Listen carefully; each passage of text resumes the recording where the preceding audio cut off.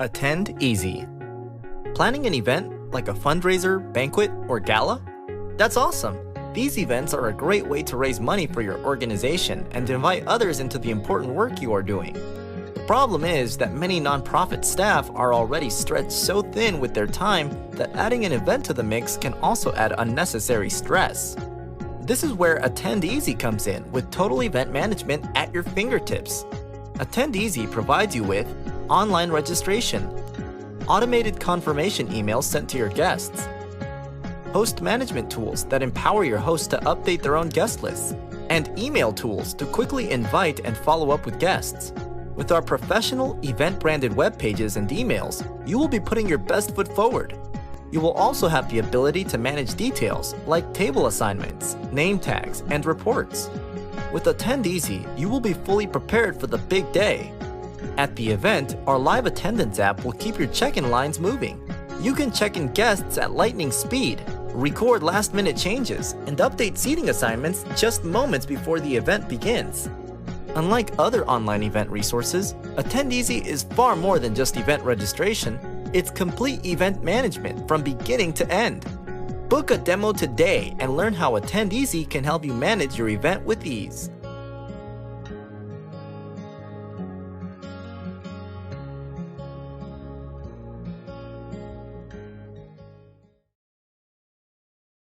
Not using FundEasy for event management and peer-to-peer fundraising? What are you waiting for?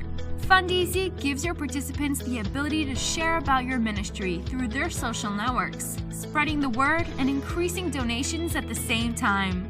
With our simple 3-step process, your participants have everything they need to be fundraising champions. 1. They simply start a personal fundraiser page by registering for your event. 2. They spread the word using automated social sharing. And 3. They collect funds that are then deposited right to your organization's bank account. We know there's a lot more to your event than just fundraising. Stressed out trying to manage the details? Don't worry. FundEasy's Total Event Management tool also provides you with a customized event webpage, online registration, email tools to quickly invite and follow up with your fundraisers, easy reports for quick exporting of key information, and the ability to run invoices and receipts, as well as everything your bookkeeper needs to keep track of event funds. FundEasy makes fundraising a breeze by providing you and your fundraisers with simple tools to raise money for your organization in a fun, professional way. With FundEasy, you're ready for the big day. Book a demo today and see why so many organizations are raving about FundEasy.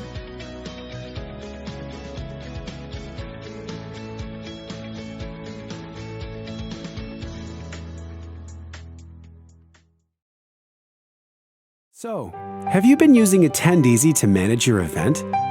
Then you know how easy it's been to manage registrations, groups, tables, and more.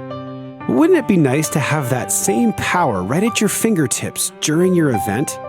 Wouldn't that make it just easier to record attendance, register walk-ins, cancel no-shows, and reassign seats? Well, now you can, all without the need for laptops, wires, or even internet access at the venue. And you can do it all right with your fingertips. Introducing Live Attendance. Here's how it works at your event. Using our free-to-download app on any iOS device like iPhone, iPod Touch, or iPad, on as many devices as you need, you can look up your guests by scrolling or searching, and then just tap to attend. Check in guests by table host. Even record last-minute cancellations, opening up their seats for reassignment. For guests who need special attention, flip to the Guest Manager. There, you can register walk-ins with ease, know the status of your guests at a glance, and assign tables with confidence, because open seats are shown with yellow. The best part of Live Attendance is that it's so easy to set up. No internet, no laptops. Live Attendance. Tracking it all with the tap of a finger.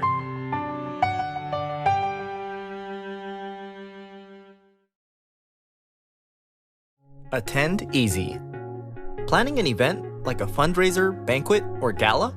That's awesome!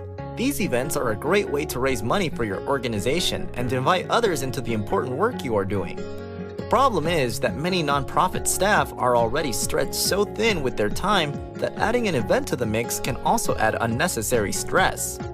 This is where Attend Easy comes in with total event management at your fingertips.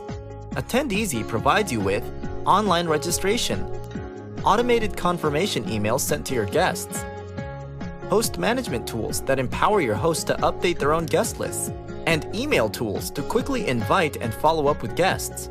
With our professional event-branded web pages and emails, you will be putting your best foot forward. You will also have the ability to manage details like table assignments, name tags, and reports. With Attend Easy, you will be fully prepared for the big day. At the event, our live attendance app will keep your check-in lines moving. You can check in guests at lightning speed, record last-minute changes, and update seating assignments just moments before the event begins. Unlike other online event resources, Attend Easy is far more than just event registration. It's complete event management from beginning to end. Book a demo today and learn how Attend Easy can help you manage your event with ease.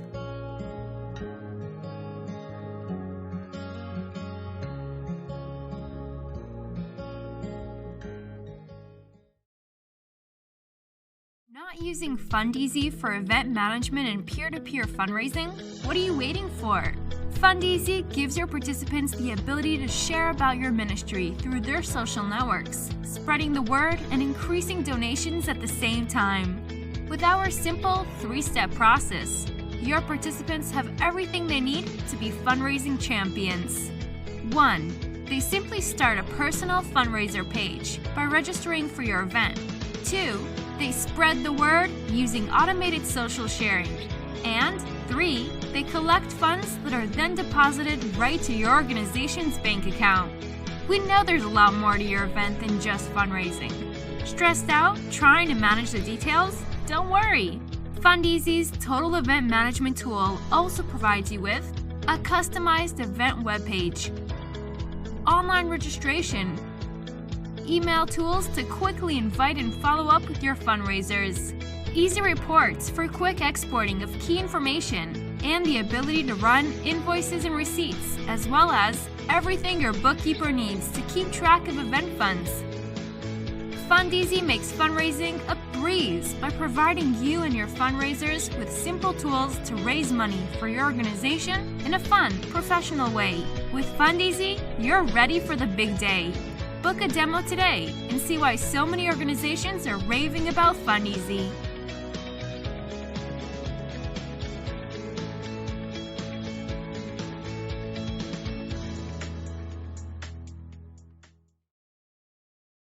So, have you been using Attend Easy to manage your event? Then you know how easy it's been to manage registrations, groups, tables, and more. Wouldn't it be nice to have that same power right at your fingertips during your event? Wouldn't that make it just easier to record attendance, register walk-ins, cancel no-shows, and reassign seats? Well, now you can, all without the need for laptops, wires, or even internet access at the venue. And you can do it all right with your fingertips. Introducing Live Attendance. Here's how it works at your event. Using our free-to-download app on any iOS device like iPhone, iPod Touch, or iPad, on as many devices as you need, you can look up your guests by scrolling or searching, and then just tap to attend. Check in guests by table host. Even record last-minute cancellations, opening up their seats for reassignment. For guests who need special attention, flip to the guest manager. There, you can register walk-ins with ease, know the status of your guests at a glance, and assign tables with confidence because open seats are shown with yellow. The best part of Live Attendance is that it's so easy to set up. No internet, no laptops. Live Attendance, tracking it all with the tap of a finger.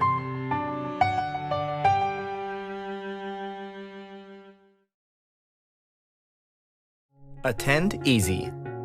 Planning an event like a fundraiser, banquet, or gala? That's awesome! These events are a great way to raise money for your organization and invite others into the important work you are doing. The problem is that many nonprofit staff are already stretched so thin with their time that adding an event to the mix can also add unnecessary stress. This is where Attend Easy comes in with total event management at your fingertips. Attend Easy provides you with online registration, automated confirmation emails sent to your guests, host management tools that empower your hosts to update their own guest lists, and email tools to quickly invite and follow up with guests. With our professional event-branded web pages and emails, you will be putting your best foot forward. You will also have the ability to manage details like table assignments, name tags, and reports. With Attend Easy, you will be fully prepared for the big day. At the event, our live attendance app will keep your check-in lines moving. You can check in guests at lightning speed, record last-minute changes, and update seating assignments just moments before the event begins. Unlike other online event resources, Attend Easy is far more than just event registration. It's complete event management from beginning to end. Book a demo today and learn how Attend Easy can help you manage your event with ease.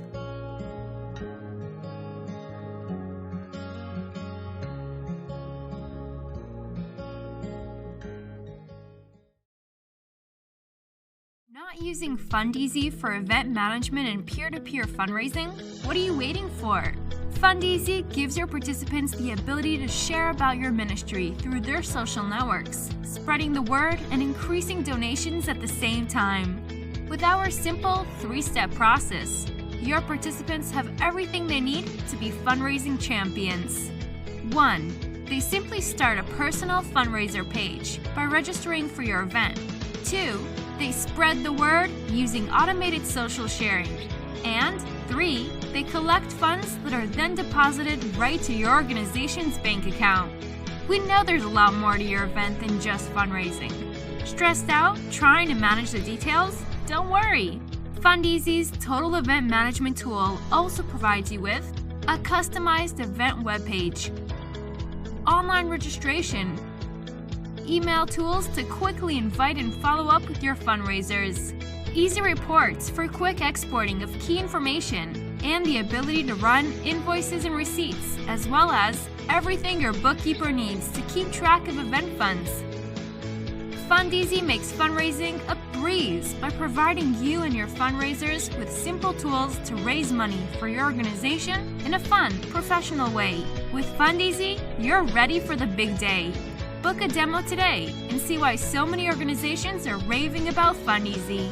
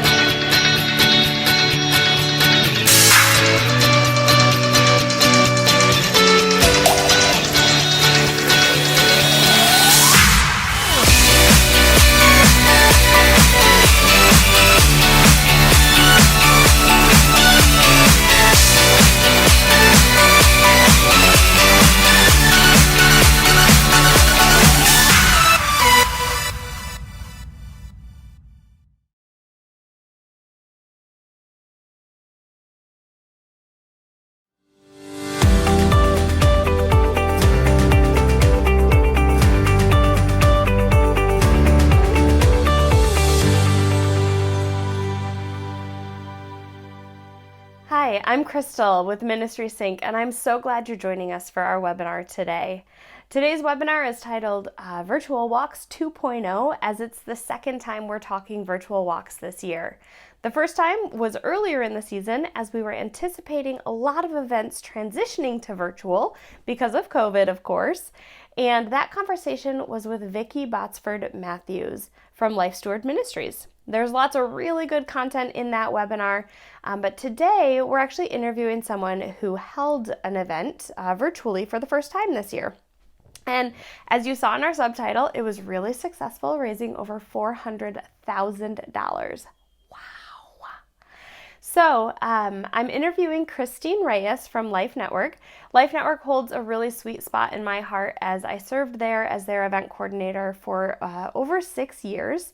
So it's been really neat for me to be able to use what I learned there and take it into this role here, and also to watch their event grow from afar. So what a blessing it's been to talk to Christine.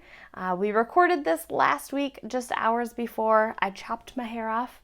And Christine is away this week at the CareNet conference, but a member from her team named Jenna is available to chat with us in our live chat. So if you're not in that live chat right now, please log into YouTube. That is your Google login for those of you that may not be aware, and join the conversation. We're happy to answer your questions there as we go through the content from today's webinar. And as always, a copy of the webinar recording, as well as resources and the documented Q&A are all going to be sent to you via email tomorrow. I know how busy things get at work, so if you're not able to join us for the whole conversation today, I hope those resources are a blessing for you tomorrow. We experienced some audio inconsistencies during our recording, so please bear with us as it's a little crackly at times. The beginning of our conversation is actually the worst, so don't be alarmed, it does get better. Without further ado, let's jump on in. Well, hello everyone, and thanks for joining us for our webinar this month. I am excited to have our guest presenter on. She's a good friend of mine, Christine Reyes from Life Network. So Life Network is in Colorado Springs, and Christine, I'd love if you could just tell us a little bit about yourself and about your ministry. Sure, Crystal. I'm just so excited to be here with you. It's really fun. I have been doing Sanctity of Life work in Pregnancy Center Ministries since 1983, and have worked at several large centers across the country. It's a privilege. I love what I do. It is an incredible blessing. My husband and I have done this together for many, many years. So I just am hoping and praying that today, as we share a little bit about the walk for life, that we can be a blessing to somebody out there that is looking to try to figure out how to do a walk in this pandemic season. That is great. Well, thank you. And thank you for your willingness to just be open and to share. This is one thing that I love about the ministry world, and particularly Pregnancy Center Ministry, is that we really do ministry and do events and things with our hands open, right? Like we're happy to share and willing to share, and I just love that. For those of you who don't know, Life Network holds a special place in my heart, so does Christine, because I used to work at Life Network. So before joining the team at Ministry Sync, I was the event coordinator at Life Network for a little over 6 years. So, and I've known Christine even longer. I'm friends with her kids, so I've known her since I was 15 years old. Maybe? It's been a long time. I was what? You were a wee one. Well, I was a wee one. Tiny. It was a very long time ago. So this is just really super special. So let's go ahead and jump on in. First, let's talk about the history of your walk. Obviously, this is the first year you did that virtually, but the walk has a long-standing history. So tell us, like, how long it's been established and some key elements that have made your walk successful in the past. Well, Life Network's first walk ever was in 1988. And I wasn't here then, but it has a long history in this community. People know Life Network. They used know it as the Colorado Springs Pregnancy Center, but we have since grown and changed our name. And the first walk that I was involved with here was in 2001, and I believe we raised between $94,000 and $96,000 that year, which was a great year for us. We were really excited. What walks I will say is that you build on the next year. And so you don't start out making over $400,000 in your walk, but it does build. And there are wonderful ways to do it. We went, the last 3 years, we've had increasing numbers. We went from a $358,000 walk in 2018 to a $452,000 walk in 2020, and that's including our corporate sponsors. About $25,000 of that was corporate sponsorship. That's amazing. That's a huge jump in the last 2 years. And the stats you shared with me even show that this year's virtual walk raised more than last year's in-person walk. Is that right? Right. Last year's total with corporate sponsors was 424. This year's was 452. So, and about 25,000 of that is corporate sponsorship. But even so, we increased the walk in a pandemic year, and no one was more surprised than me. But we serve an awesome God. That's the truth. Absolutely. I want to apologize if anybody listening here is experiencing any audio issues. We've really tried to fix whatever's happening, and the devil's in the details. So if there's any audio issues, we just want to take a second, apologize, and sure hope that this content is still able to be understood and be a blessing to y'all. Amen. Thanks for sharing those stats with us. I know that one thing you talked about that was huge for you guys in the success of your event was really the communication and promotion piece.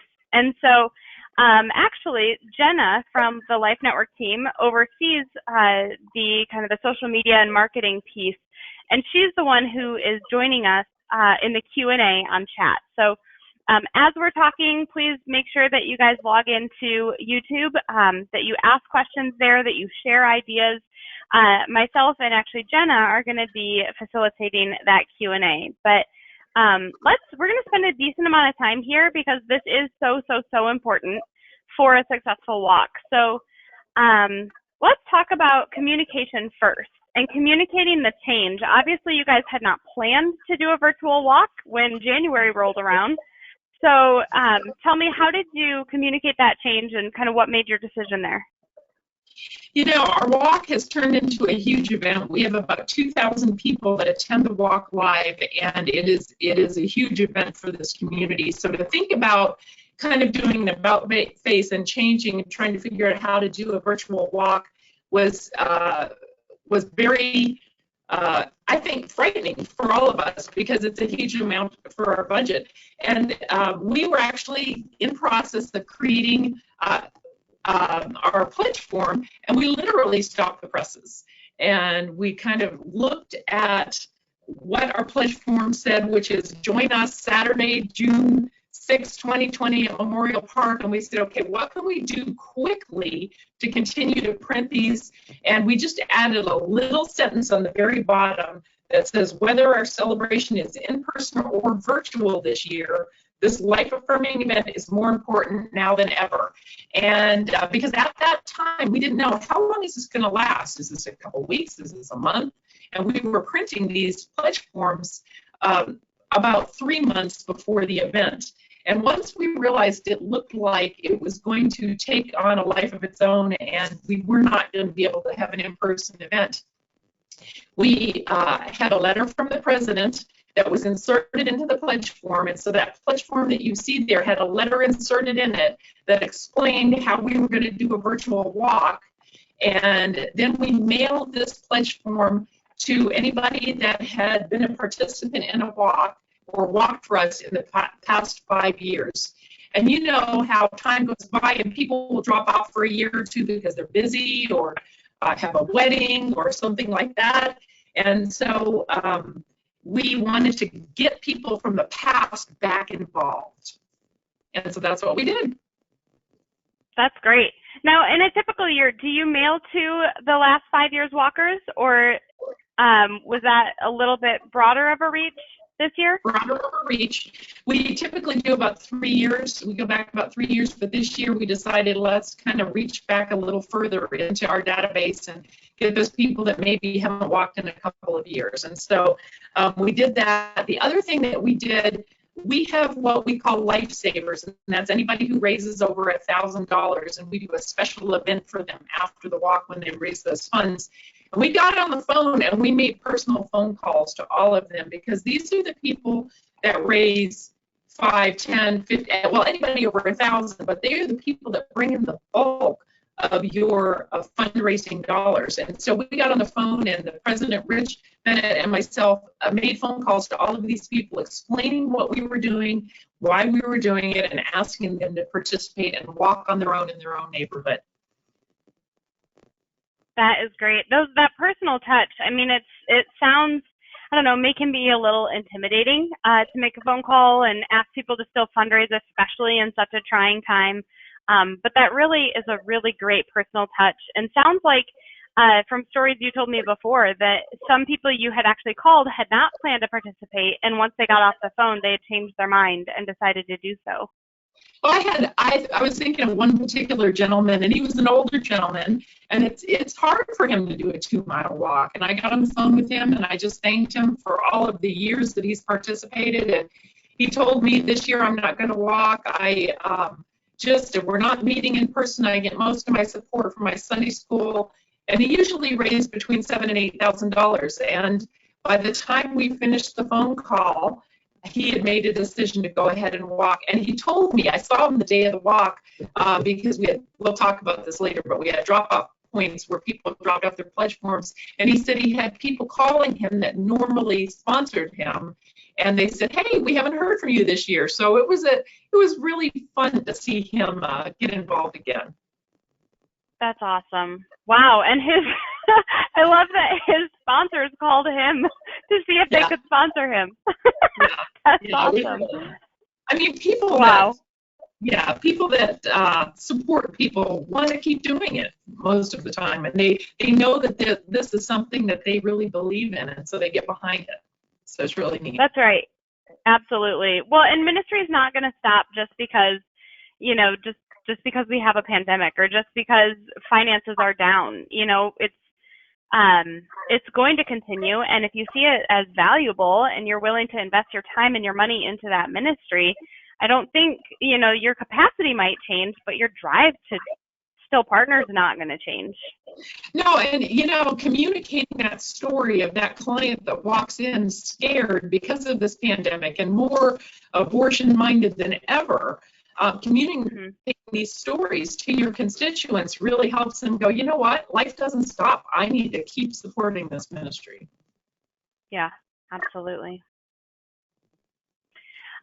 So one thing that is a big driving factor for walks is church ambassadors, or church liaisons, or church coordinators, or church partners, whatever your organization calls them. I know you guys call them church ambassadors.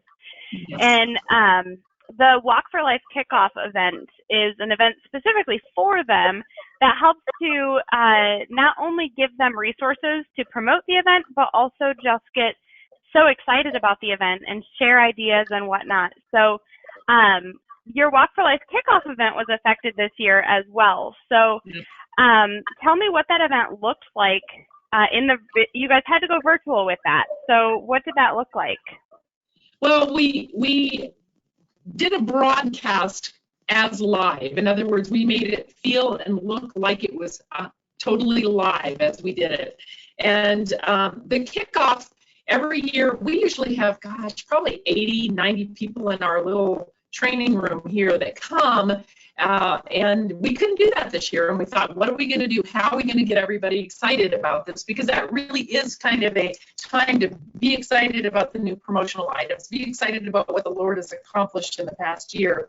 And so we did this, we taped this, and we broadcast it. We chose a night, and we communicated really clearly to all of our ambassadors. And our ambassadors, we've built them up over the years to be partners in ministry with us. They don't just help us with the walk. they communicate to their church all year long about different things that are going on in the ministry. But for this particular event, these people love the walk and they love promoting the walk. And so we communicated virtually, we sent them emails, and we got them registered on Ministry Sync, because Ministry Sync is such an incredible tool to be able to continue to communicate to our ambassadors. And we let them know, look, Thursday night at 7 o'clock, we're not meeting in person. We are going to have an event. Here's the link. And they joined us, and we could see how many people were on there. You know, we went from 35 to 45 to 55 people watching this event. And we let them know that we took them on a tour through our newly remodeled center, and we talked about the walk. At the end, we talked about the prizes, the different level prizes, and then we told them, look, you can come. We're going to have your bags ready for you. You can come and pick up your supplies, and you will have everything you need to promote the walk. And we'll talk about this later, but part of that is giving them information on the resources that we have online. And so it was a 30-minute, maybe it was a little longer than 30 minutes, but it was very well attended. Yeah, and it was really well put together too. I actually watched that on YouTube, so thanks for sharing that link with me. It was really neat to go through and to watch that tour.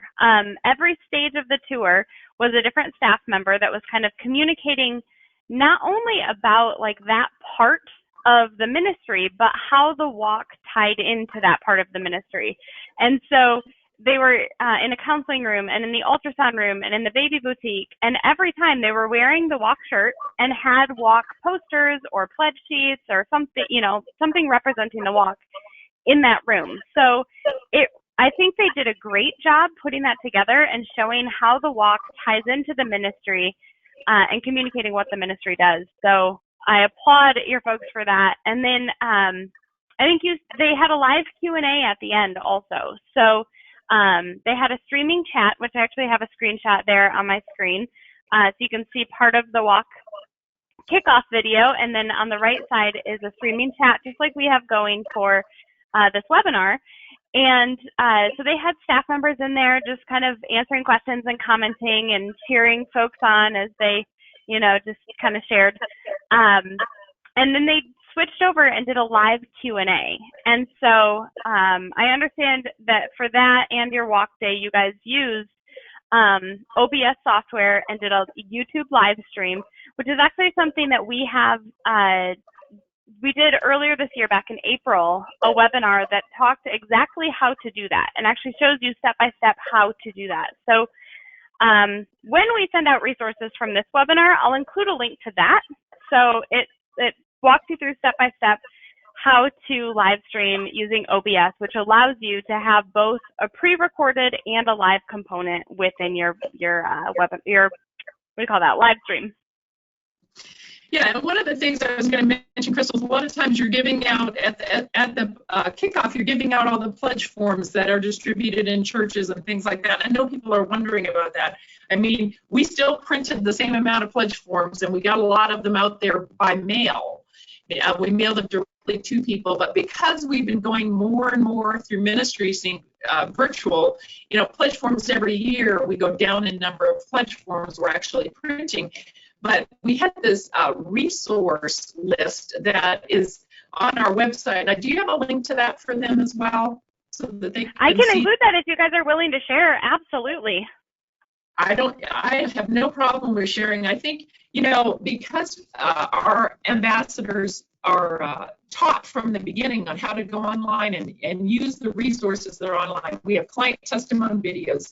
We have Walk for Life promotional videos. So even though churches were virtual, they had a 1-minute video that they could show. We have slides. So if a church doesn't use bulletin inserts, but they've gone to slides, we have slides prepared for them. We have social media images so that if somebody wants to fundraise online, they can pull a social media image that was created by us, so all the branding is well done, and they can start fundraising online. So all of that is, and it didn't happen overnight, but it's something that we've been working on creating, and having people that really understand technology and how this is utilized has been so helpful for this ministry.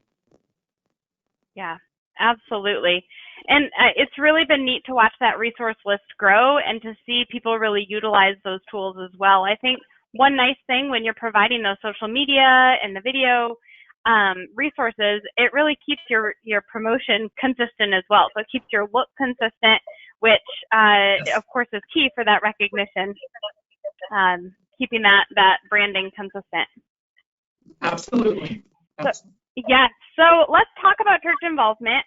Materials that were made available to the church. You just talked about some videos, social media, bulletin inserts, which probably weren't used too much this year,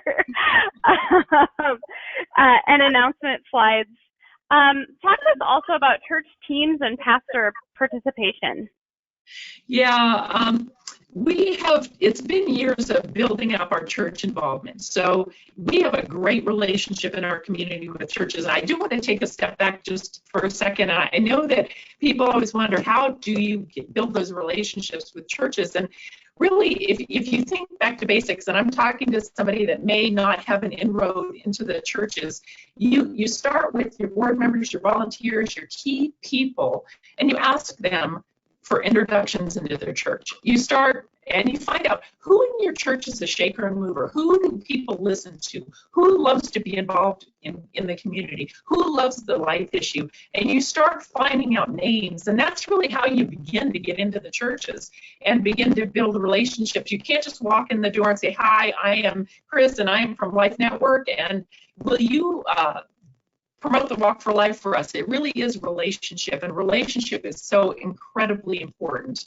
And so that is something that I can't reiterate enough. But in the churches, we have churches that have been involved with us for years, and I'll give you one example of a church down the street, and the two pastors have a competition every year, and to see who's going to raise the most money, and the church gets behind both the pastors, and they usually come in pretty even, but somebody usually wins. Usually it's the senior pastor, but they have fun with it, and this happens to be our founding church back in the early 80s, and so they love this ministry. But we also have I'll give you an example. We have Catholics for Life, and they form a team. And this year, Catholics for Life, I think, raised $51,000 of our walk total. And so they form a team. They get together, and they're all raising their own money, but they have a team on Ministry Sync, and they go in there. And we had a competition between Life Network staff and Catholics for Life this year, and Catholics for Life won. But the Life Network staff raised $34,000. So that's, and we get excited about that. And the teams in the different churches really get excited about raising funds as a group. So it could be a church, it could be small groups, it could be a business that wants to get behind Life Network. There are a lot of different fun ways of doing that. And so I strongly encourage teams. Yeah, absolutely. And the team concept is neat, and where each individual person on that team fundraises on their own. So they're all asking their friends and family to contribute, but then how much they've raised is added to how much the other team members have raised, and so that's your team total. So right. It still has a personal aspect where individuals are sponsoring an individual who they're in relationship with, but then that person is really raising funds for a bigger goal, a team goal. So that's awesome. I love the competition aspect. That's super fun. And I remember too at Life Network, there were years where, I think we might have done this every year. It gets fuzzy the further distance I get, but where we would look at the list of participating churches from last year. And as the kickoff was approaching and we were sending out invitations, we said, okay, these are the people that we have identified as church ambassadors. These are the churches that don't have a church ambassador. So we would reach out to the walkers that had participated from that church, as opposed to sending just a blanket message saying, hey, we need somebody to help promote the walk. Say, hey, you're personally invested in the walk. Would you be willing to share that within your congregation? And the answer is not always yes, but that was a good, effective way to get some new church ambassadors for churches that we didn't have them in. And many times if somebody doesn't have the personality to be outgoing and do that, we would ask them, who do you know in your church that you think might, and we approach them, or we'd ask them to make an introduction. And so it takes, every year you build a little on the past year, and then when somebody leaves a church, we ask them if they're leaving or moving, who do you think could replace you? So we're always, and we keep this running list of who our ambassadors are, and we communicate with them throughout the year. We share a wonderful story with them. Hey, we just thought you'd want to know this. Two clients accepted the Lord today, or we had, a woman come in and do abortion pill reversal, and it was successful. So we share some exciting things with them that keeps them invested all year long. So it's not just, hey, we call you up once a year at the walk. Right. Yeah, it is definitely more of a relationship that is, it's give and take, for sure. That's great. All right, so social media. Social media was huge this year for you guys, and something that I know you've developed over the years, a social media presence. But as I scrolled through the Life Network social media, particularly Facebook, Instagram is great too. I see that stuff on Instagram. But I scrolled through your Facebook and thought, oh my gosh, they killed it. Totally killed it. Like, if every organization could do what you did, I think the success would be so much greater. So I applaud Jenna. That's Jenna, yes. Right? Yes. Yes. Yeah, well done. So let's talk a little bit about what you guys did in social media. So obviously you had a clearly defined strategy. I could tell that you did a great job celebrating your corporate sponsors. You guys were strategic in highlighting certain walkers, so your content did not stay redundant. It was really varied, but you could tell that these topics happen. And then you counted down to the event as well. You used social media to share important information. And the next few slides, I have some examples of these things that you guys did. And in everything, you encouraged posting and tagging Life Network COS. So before we take a look at those examples, did you want to share anything about social media?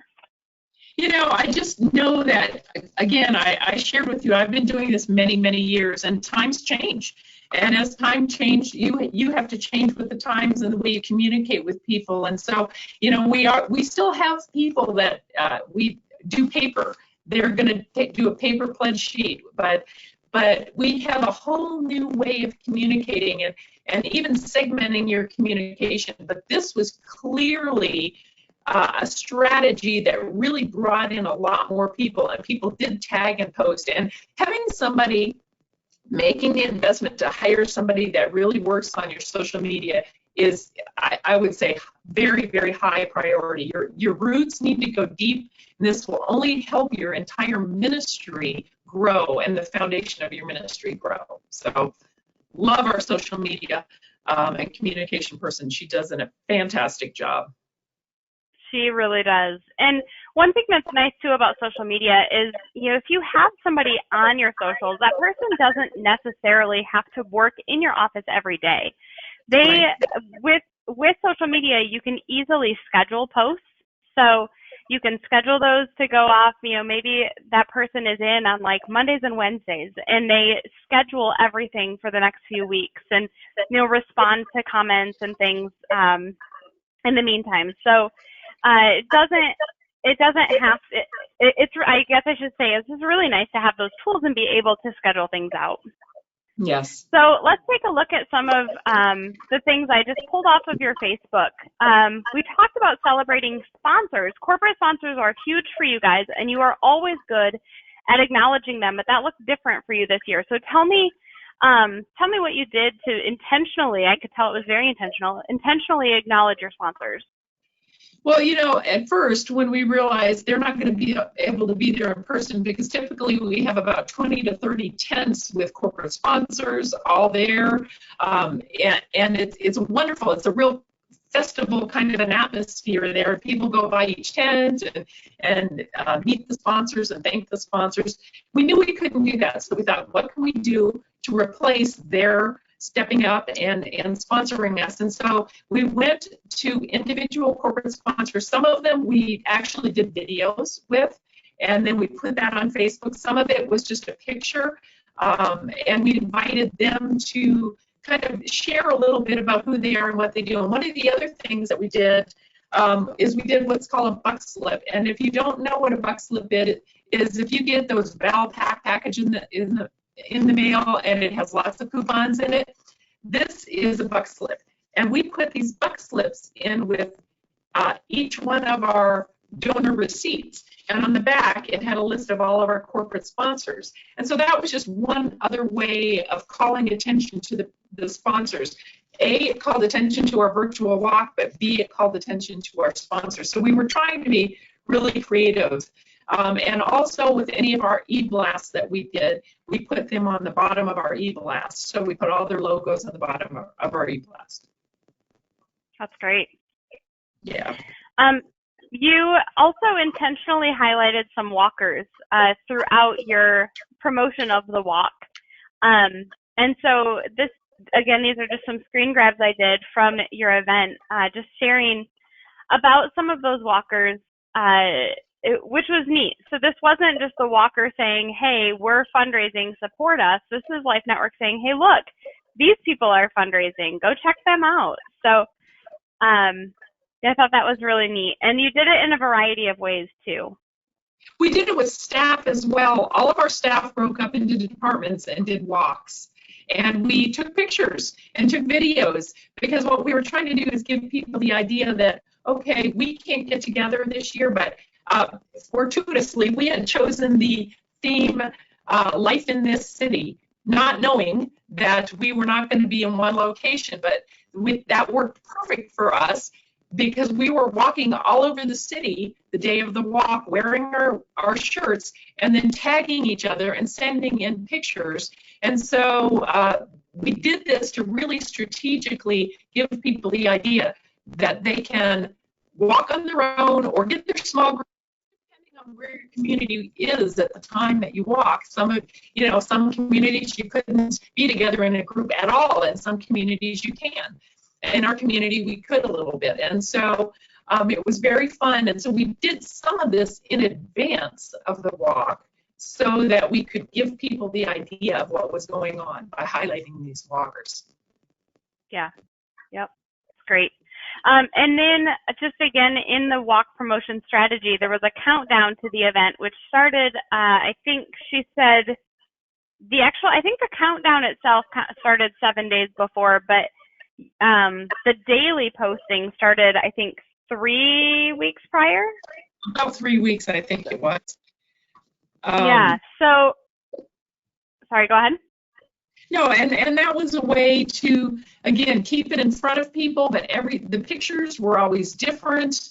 Again, highlighting life in this city, highlighting life and then it was a way for us to share information as well. That's great. And I think that it's so cute. Well done, Jenna, where it says 5 steps away, 4 steps away, 3 steps away. Cute play on words. Yep. All right, and then you use social media also to share important information about your walk. So just some things here. You had just kind of a timeline of what walk day was going to look like for this unique year. Where folks could go to the drop and go locations, which we'll talk about a little bit more later. And then after the walk, talked about how the fundraising deadline had actually been extended. So different announcements, and they all had, again, just a consistent look, using the walk logo, using the same colors, using the same fonts. Everything was really quite consistent. Yes. Yeah, and people just learned to identify. They could easily identify, oh, this is the Walk for Life because of the branding. And these are great pictures, Crystal, that you're showing. Aren't they great? I love them. These are pictures that people had tagged Life Network COS. And then the little images there, that aren't photos, are actually things you provided to your walkers so that they could, just like that big picture in the middle there, print them out and hold them up and take pictures with those signs, just like so many different social media challenges have done in the past. And we were using That was ministry to communicate to all of the people that were registered, hey, when you make your goals, stop by the office. You know, obviously we had safety measures in place. People were wearing their masks, but they could pick up their shirt. They could pick up, you know, all the prizes that they wanted. At the same time, they could pick up these posters and use them the day of the walk. And so, again, communication was huge throughout this walk, and we really strategized on really kind of segmenting and trying to figure out how to make sure we communicated to everybody, whether it be social media, whether it be email, whether it be snail mail, which we'll talk more about in a minute. But yeah, we can jump into that actually, because of course not every piece of communication is seen by the intended audience. So you really need to be sure that you're appealing to all audiences and communicating things across multiple platforms. Right. Right. And so we have to think about, you know, that older walker, like the gentleman I talked about earlier that raised $7,000. He's not on social media, you know, so when I mail him information, I strategically look at who needs it in the mail and who is going to respond better through social media. And so we really, really work hard on that. And there are certain pieces we will always send in the mail. Some of them, our pledge form is a visual reminder. People may not use that pledge form. In the beginning of this, I talked about going back 5 years. Most of those people are not going to use that pledge form, but that's advertising. And that's a way that gets that. And we mail it flat. So we mail this piece flat like this, so that when it comes in the mail, it's not folded, it's flat. And people will get it, and it is a great reminder. It is. I actually got mine in the mail, and it's nice that it's mailed flat because it's larger than most mail, so it really stands out. You don't have to open it. It's not like in a white envelope that you can't tell what it is. It's very colorful. You can see what it's all about right away. And it begins to really, this is the launching of that brand, essentially. It's the first thing that people see. So, or one of the first things.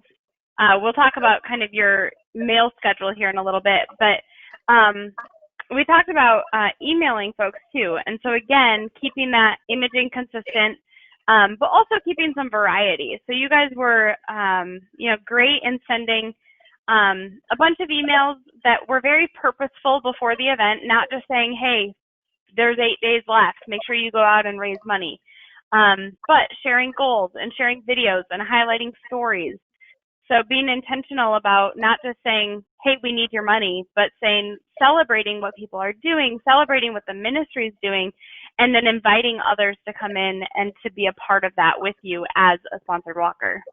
Right, and looking, when you send emails, really think about your subject line and make sure that it is something that will grab somebody's attention. That's really important, and something I to pay way more attention to than I used to.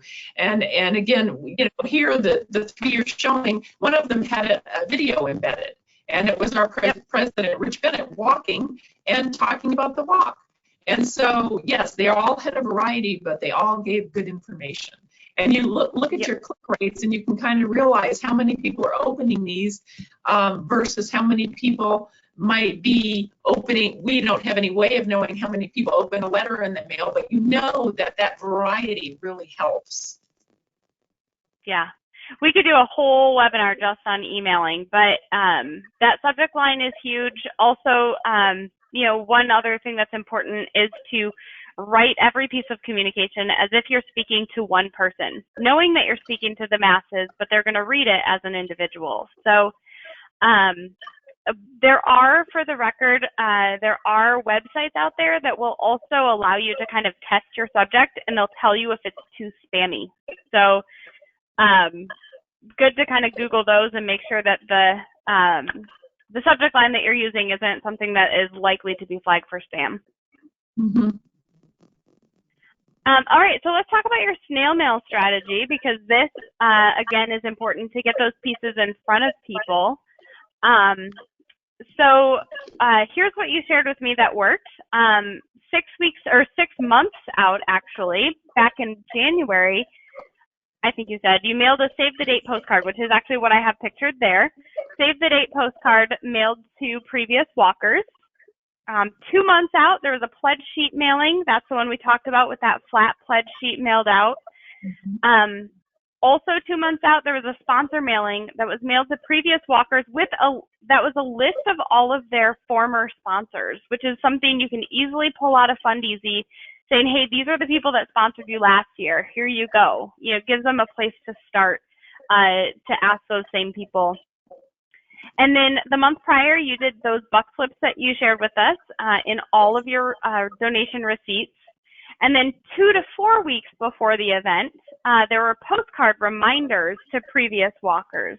So I'm sorry, that's actually what's pictured there, is your reminder postcard.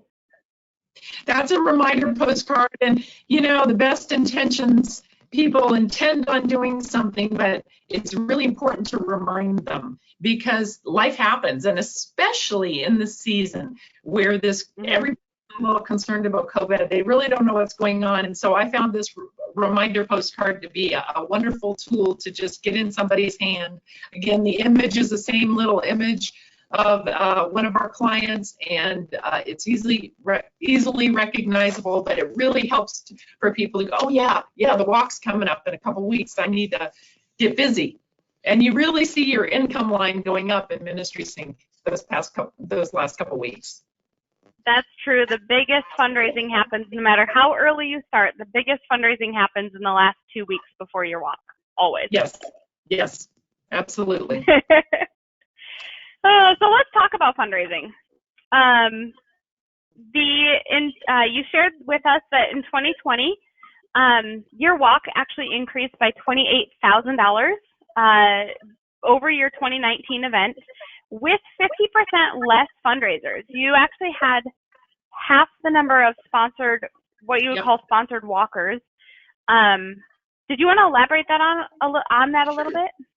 You know, I think what we lost are those people that are self-sponsored or maybe get 1 or 2 sponsors and they come to the walk and they love the walk and they participate at the walk. One strategy we've had for the past, I can't remember when we started this, but is that anybody that comes up to register, because people show up that day and they register, and a lot of people have 0 on their pledge sheet or they haven't raised any funds.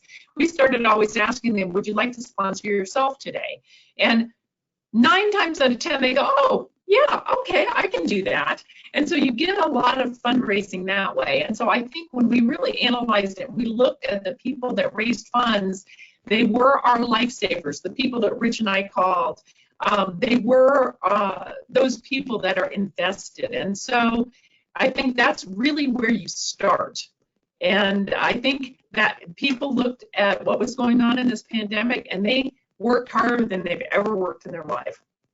And people love life. People that love life, and they want to support life. Mm-hmm. Christine, do you think, I know in a typical year, your walk would be a walk and a 5K run. And the 5K requires that people self-sponsor for at least $25 or raise at least $25 in sponsorships from other folks. So this year, obviously, you couldn't have that 5K. Do you think that was a contributing factor to having, quote unquote, less fundraisers also? Oh, sure. Yeah. And if you'd asked me, I would have looked ahead of time. I can't remember how many runners we have, but it's well over 100. I wish I could give you the number off the top of my head, but we have a lot of runners. So yes, and they do raise funds. So yeah, I think that would contribute quite a bit to that. But I also looked at the number, the amount that was raised by our lifesavers. We had several people raise around 20,000. Several people raised over 10,000. So when you look at those numbers, you get 3 people that raise over 20,000. You know, that's $60,000, $70,000 right there. And wow. People are really invested and they love. And don't ever take that for granted, because I think communicating and acknowledging these people, sending little person regularly, just saying, hey, I'd like to share a story with you. These are really people that you want to keep in touch with because they love the ministry. Mm-hmm. Yeah, and having the personal experience that I do with Life Network, it's really neat for me. At the every year, the pledge sheet includes top 5s. So top 5 individual walkers, top 5 family fundraisers, top 5 churches, and top 5 teams. And it's been really cool. Those that raise the most, the top 5 individuals, top 5 families, over the years, I recognized the names. They were walking when I was there 8, 9, 10, 11 years ago. And the amount that they're raising now has leapt over what they raised when I was there. So they've continued to walk. They've continued to increase how much they've raised. And so you're right, it doesn't happen overnight. But these people, I know several of them that we've personally invested in them, in making sure that we have that relationship with them. And it's just, they haven't stopped their support of the ministry. So it's really neat to watch that and to watch how much they've raised really increase. Yeah. I mean, and wait till you see the numbers this year when it comes across on next year's pledge form. I'm excited. Yeah. Yeah, you said one walker raised $20,000. I'm like, what? That's amazing. A $22,000 walker, a $21,000 walker, and another one that was almost 21. 2 that were over 1,000. So, wow. But again, it is building relationship. It takes time, and I just want to reiterate that paying attention to these folks, sending them notes, giving them calls once in a while. Hey, I was thinking about you. How are you doing? I'm excited about the walk next year. Just, it's so important. Yeah, it really is. Man, that's awesome. So again, with fundraising, it's also important to point every piece of communication that you have back to fundraising. You're not doing a walk because you want to get together and enjoy a sunny day. Sometimes it's not sunny. Sometimes it's very rainy and windy. But the point of the walk is really that fundraising component. So you've always done a great job of pointing every piece of communication back to the fact that this is a fundraiser. Yeah, and I'm going to jump in there, Crystal. If I could say, yeah. One of the things that is really important is using words like be a sponsored walker, because people will show up for your walk. It's wonderful that they come. I love having 2,000 people there, but of those 2,000 people, 1,200 aren't sponsored. And so we always use the language, be a sponsored walker, sponsor yourself. And in every piece of communication, we talk about that. And so, and people go, oh, okay, yeah, I'm not just going to the walk. I'm going to be a sponsored walker. I'm going to get sponsors. Mm-hmm. Yeah, and so it's important that you provide both, we talked about this earlier, both online and offline fundraising options. So I wanted to dive into each of those for a minute and just spend a minute on each one.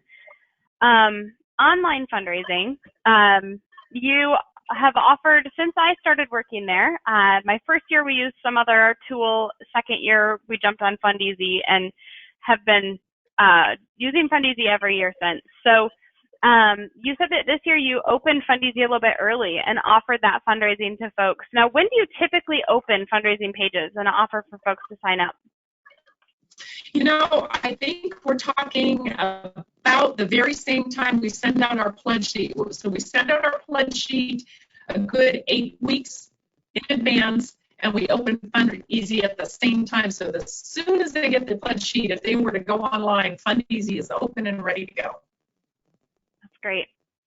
And through online fundraising, that really increased this year as everybody's at home. Everybody's getting a little bit more comfortable with doing things online because, we were forced to. And so you actually raised 30% more online this year than last. And in the big picture, over 70% of your donations were actually given online this year, which is remarkable. And then I saw you were intentional about pointing every piece of communication back to your walk website and online fundraising. Yes. We need to make it as easy as possible. And I know that not everybody is comfortable going online and doing that. And we have staff that are ready to walk somebody through it. So if somebody picks up the phone and says, I don't know how to do this, and there are those that do every year, we walk through, get on your computer, and we just walk through it with them, and we'll help them. So we're very available to help somebody that's not comfortable doing that. Yep, that's great. And then for offline fundraising, there's a screenshot of your pledge sheet that was used for offline fundraising. These are the ones that you mailed to walkers from the past 5 years. You also had them on your website, several different places on your website. You guys are kind of unique in that you own a domain just for your walk. Walkforlife.com is Life Network's walk. And so it's not just a page on your ministry website, but it's its own thing. And so for anybody that's watching, go check out their website. It's amazing. But the pledge sheets were made available on there for download. So if anybody did not, want to fundraise online, they were doing it offline, and they filled up their pledge sheet that you mailed to them, they could download another one and keep going. Right. But we've been doing this a long time. We bought that domain name I can't believe we have that domain name, but we bought it way before anybody else did. So, yeah. And we have a lot. Go ahead. Oh, I'm sorry. What was that? I was going to say we have a lot of wonderful tools on there. Now, we mentioned it earlier, but yeah, do go to the fundraising page and look at all the tools that we have for download, and maybe it'll give you some ideas for your own walk. Yeah, absolutely. If you go to walkforlife.com, one of the tabs up there is called resources, and that's the one Christine is talking about. If you just click on resources, you'll see it's a whole page of things that you can download, that you can share, that was intended for churches and walkers to be able to just have some tools to fundraise and promote the walk a little bit better. And then you mentioned too, so a concept with the walk, which has been, long before online fundraising, you've asked folks to give and either give now or a sponsor pledge, and then you would do an invoicing afterwards. And so because your walk has such history with that model, and your pledge sheet still offers the option for bill me later, you typically have a big mailing that goes out. People pledge instead of just giving money, and then you invoice them, and then you do a second invoice, and then you do a third invoice, down the road. So that's always quite a cumbersome process, but worth it because people do fulfill those pledges for the most part. But you mentioned to me that because so much was done online this year, you had that money in at the time that people made their gift, and you had to do so much less billing. Yeah, I think we get done the process. Your mouth's going to hang open, Crystal, but we get done the process in a little over a week.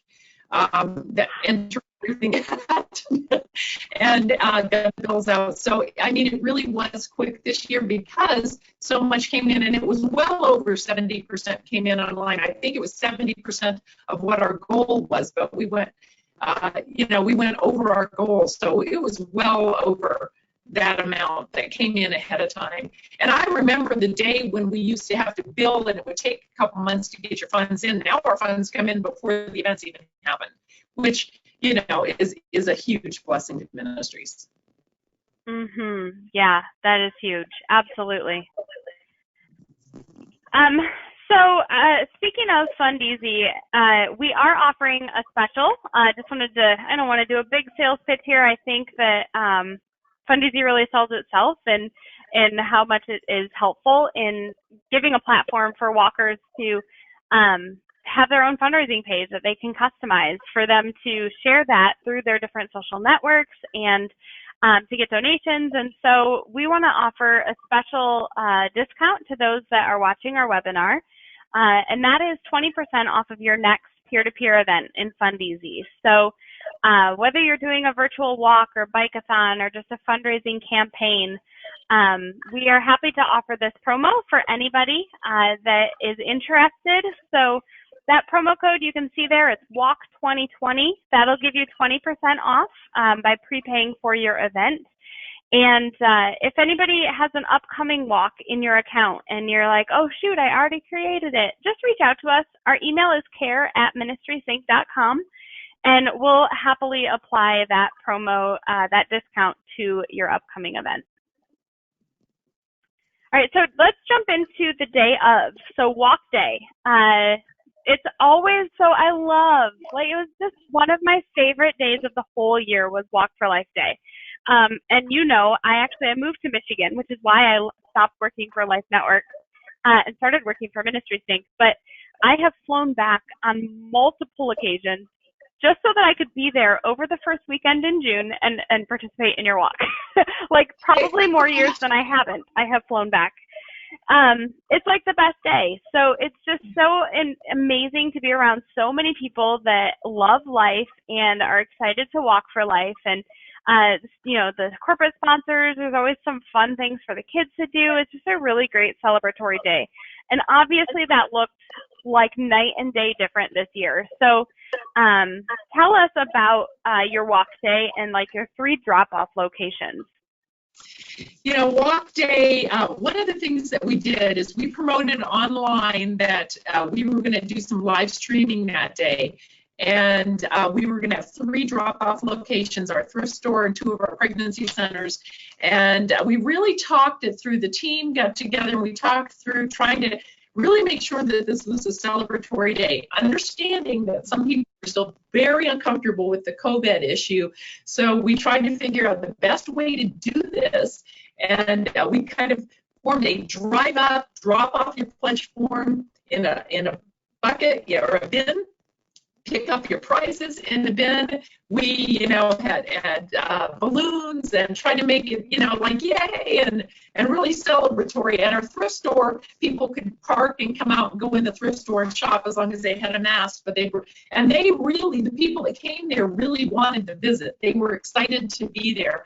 And so, and then we had this streaming event on Facebook where people were tagging and posting each other and sending in information. And some of it, we had some pre-recorded segments that we put in there, and then we live streamed some of it. And so it gave it that feel of life in this city, all around the city. And that for about an hour. And so we had different key staff at each of the 3 locations that were our host and co-host, and just did kind of live updates. We're here at the Galley Life Network Colorado Springs Pregnancy Center location, and we are talking to, and then we put the microphone in front of somebody who dropped off and they'd share something. So it really was a lot of fun.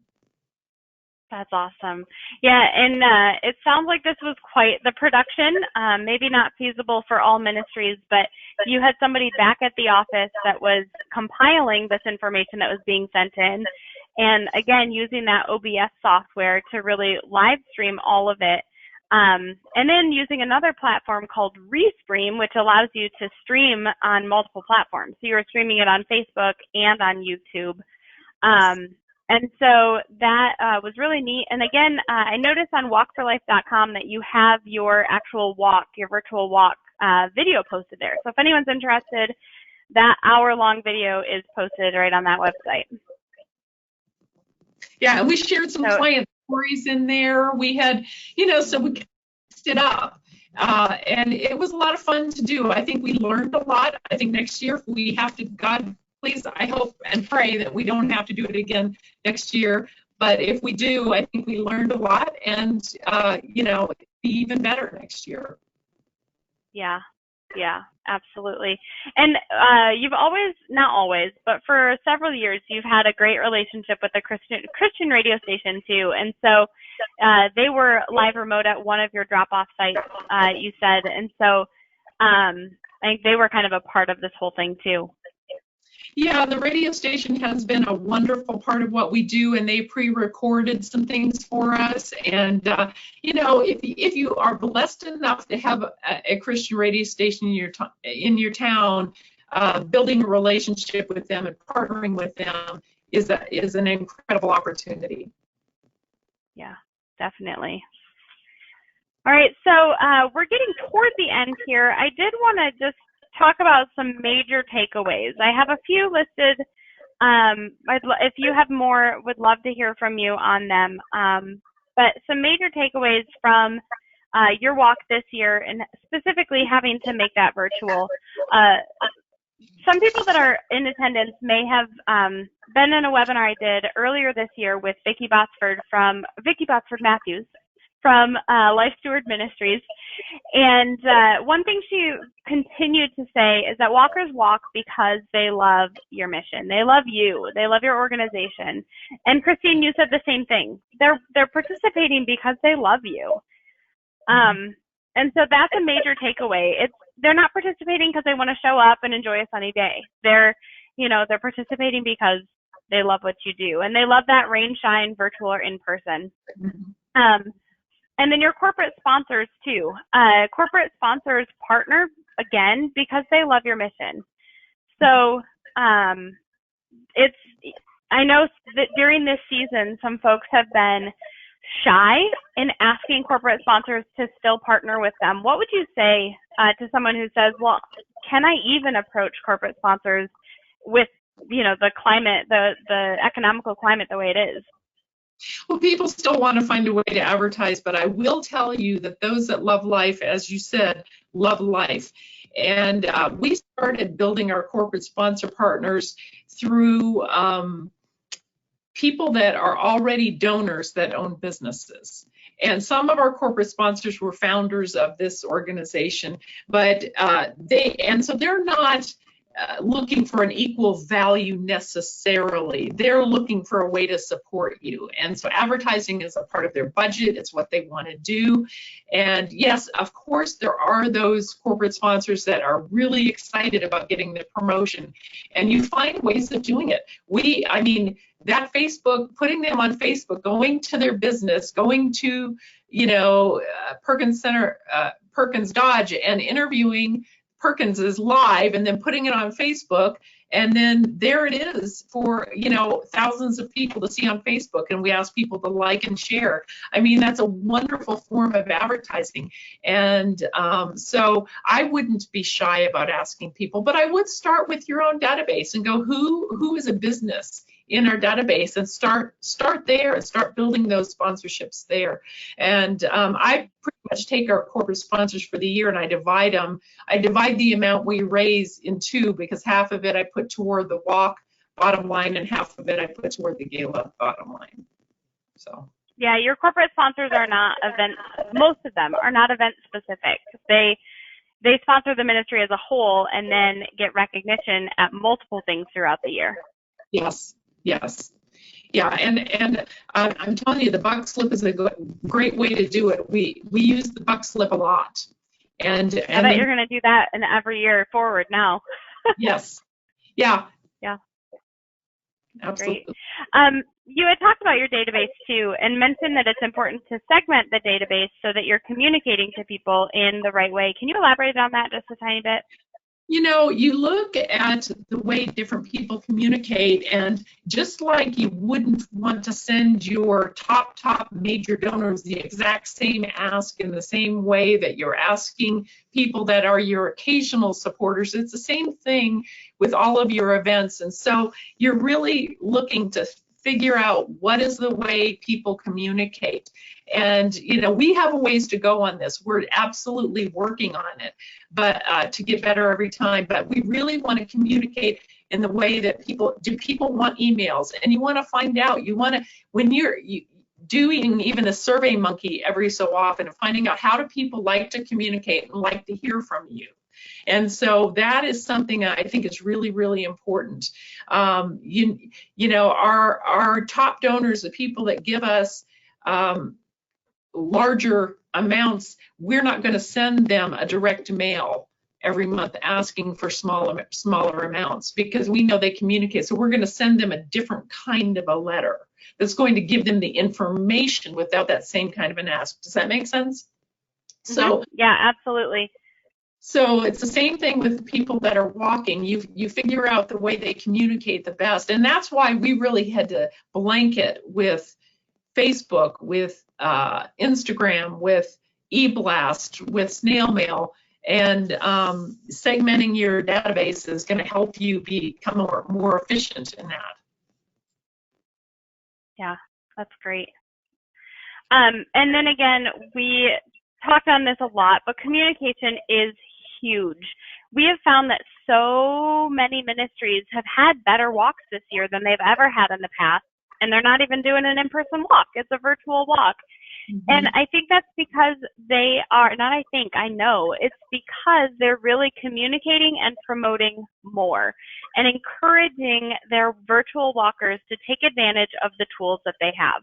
So I obviously don't have stats on how walks are doing that don't use FundEasy, but for those that do use FundEasy, for many of them, we have seen an increase, not only because not only because FundEasy is easy, but because they're really engaging this year in promoting, and communicating with their walkers. So that has, I think, just been, it's something that I say every year, like, make sure you're getting the word out there and you're following up, and it's happening this year, and we're seeing really great fruit from that work. Yeah, absolutely. Yeah. Again, we talked about appealing to all audiences, so that is huge. I'd say that's a major takeaway.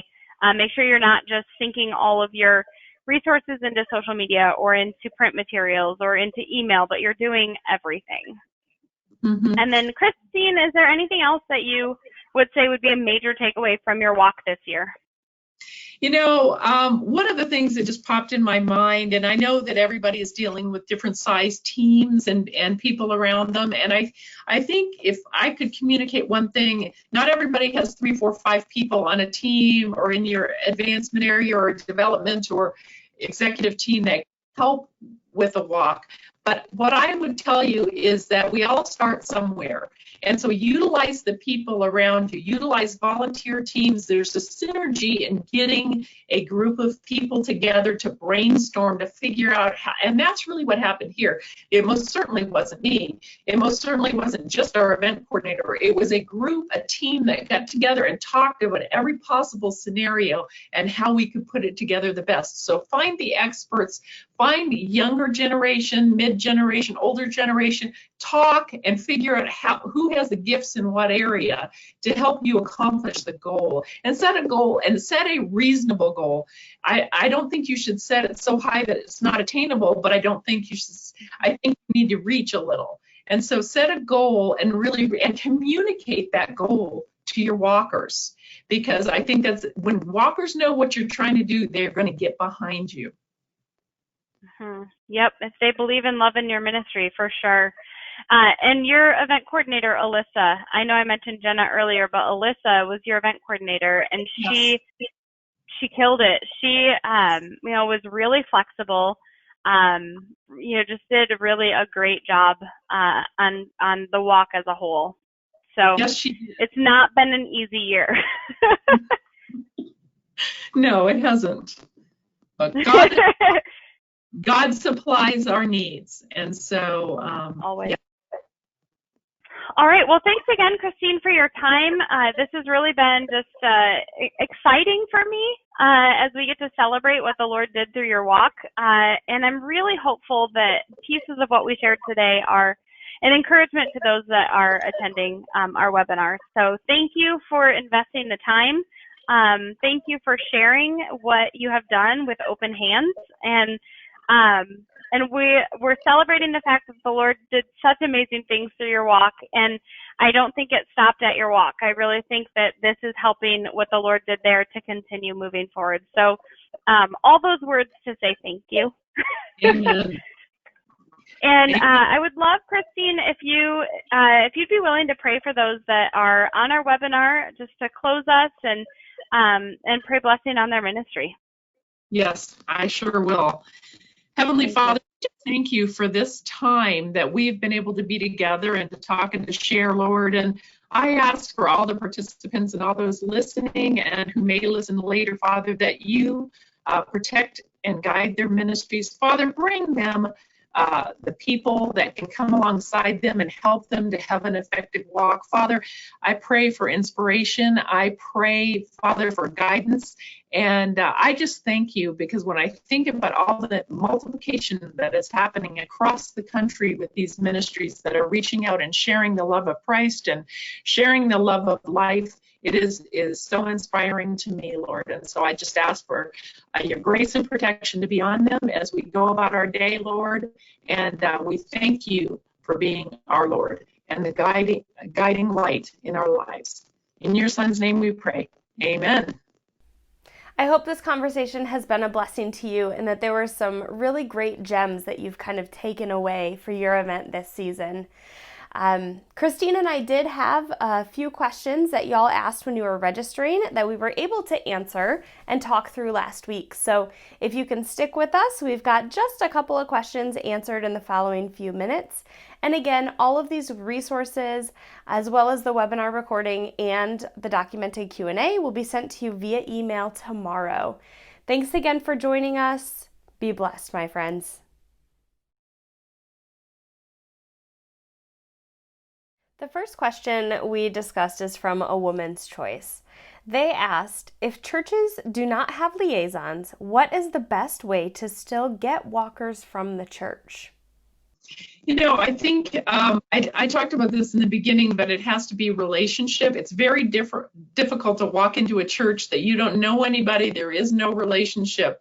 And so I would tell you, this may not help for this year, but I would tell you to start a year ahead of time, getting to know somebody in that church and starting to communicate with somebody in that church, because it'll make it much easier. And asking the church, do you have somebody that is your representative to ministries in the community that I can talk to? So it is hard to get in the door unless there is some kind of relationship. Is there a relationship through board members? Is there a relationship through volunteers? Churches love knowing that they're congregants are volunteering in a ministry in town. And so sometimes that is the best way to get an audience. So I'm not going to tell you it's super easy but I think if you can start forming a relationship with the pastor or with his secretary or with the woman's ministry leader. If you're a male director, it is easier, whether we like it or not, sometimes for a male director to get in and meet with the pastor, or go with the board member. I mean, just be wise on how you're approaching it. But always continue to send information to the church. And sometimes you're surprised if you send a letter saying we've got a Walk for Life coming up, and kind of an information sheet where they can send something back and check a box and say, yes, I would like to have somebody come share about the walk. Amazingly enough, every once in a while somebody jumps on board, and so sometimes that's a good way too. Our next question comes from SoCal Youth for Christ. How do we help people who have always collected physical pledge forms to be able to enter the pledges onto their Fundeasy pages? Fundeasy, of course, we know, those of us that use it, that it's super easy. But for somebody that has not used it in the past, it may be a little bit daunting. So again, as Christine mentioned earlier, having staff available to walk people through things for the first time is really helpful. Yes, it's a little bit taxing on your staff, but the investment is worth the reward. So I remember vividly one lady who somebody else actually signed her up for the walk through our walk, and she said, oh my goodness, I don't even know how to do this. I don't know if I can. She'd never participated in the walk and really was not tech savvy. And they had set her goal for $1,000, and she's like, well, I don't know if I can raise $1,000. And she's like, but I'll try. And she is actually listed as one of the top 5 fundraisers on last year on the back of this pledge sheet. She did raise over $1,000 that first year and continued to do so online. But we had to walk her through it. We had to hold her hand and help her out. And she's rocked it ever since. Next is a question from Robbinsdale Women's Center. How do you maintain ministry awareness throughout the rest of the year at churches that are only involved with your center for the walk event? Well, something we've been doing for the past couple of years, and we're working on growing this, is our ambassadors are not just our ambassadors for the walk, but they are our church ambassador between Life Network and their church. And so we try to maintain a relationship with them all year long. So if something comes up or there's an event or Sanctity of Life Sunday is coming up, or we want to communicate something to the church, we work through them. But not only when we want something, we also keep them in the loop by giving them great stories and just touch points during the year so that they feel a part of Life Network. And so it's that relationship building, because we can't be in every church. But if we have a representative that we can communicate, we send an email to, and then they know the right person to get to and to communicate in their church, then it really helps our relationship, and it helps blanket the community with many representatives from Life Network. Mm-hmm. That's great. Yeah, and those ambassadors that are involved throughout the year, they get an email at some point that says, hey guys, we're super low on size 4 diapers.